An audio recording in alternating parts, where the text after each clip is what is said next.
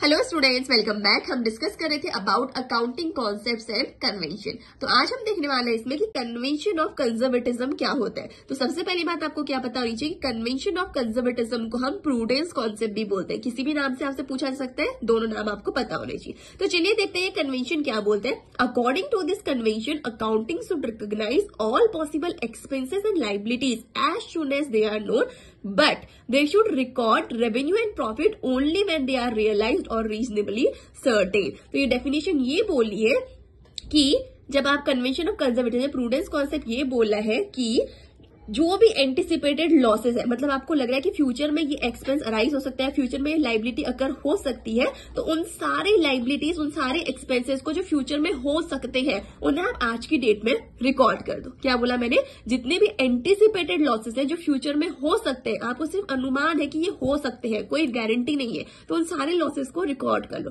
But कोई भी revenue है या कोई भी इनकम होने वाली है फ्यूचर में, तो उसे रिकॉर्ड मत करो। कब तक रिकॉर्ड मत करो? जब तक वो रेवेन्यू रियलाइज नहीं हो जाती, मीन्स आप उसके लिए लीगली लाइबल नहीं हो जाते, तब तक उस रेवेन्यू या प्रॉफिट को आपको अकाउंटिंग बुक्स में रिकॉर्ड नहीं करना है। ये बोलता है आपका कन्वेंशन ऑफ कंजर्वेटिज्म या प्रूडेंस कॉन्सेप्ट। बहुत सिंपल है। क्या बोलता है? All anticipated losses are to be recorded while all anticipated incomes are not to be included। समझ में आ गई सबको ये? ओके, एक एग्जांपल लेते हैं। जैसे क्या है, प्रोविजन फॉर बैड डेट्स। हमारे पास कुछ डेटर्स थे, हमारे डेटर्स, हमें लग रहा है कि उन डेटर्स से हम अमाउंट रिकवर नहीं कर पाएंगे, वो डेटर्स हमें पेमेंट नहीं कर पाएंगे, वो डेटर्स हमारे बैड डेट में कन्वर्ट हो जाएंगे। तो हम क्या करते हैं, आज की ही डेट से उन बैड डेट्स के लिए अलग से प्रोविजन बना लेते हैं। देखा होगा आपने अकाउंटिंग में कि हम क्या करते हैं, अलग से प्रोविजन क्रिएट करके चलते हैं, एक प्रोविजन फॉर बैड डेट्स में बनाते हैं। हमें लगता है कि इन डेटर्स से हम अमाउंट रिकवर नहीं कर पाएंगे, तो हमने क्या किया, एक तरीके से उस लॉस को अपनी बुक्स में रिकॉर्ड कर दिया। किस नाम से? Provision for bad debts. Although हो सकता है कि वो डेटर्स पेमेंट कर दे,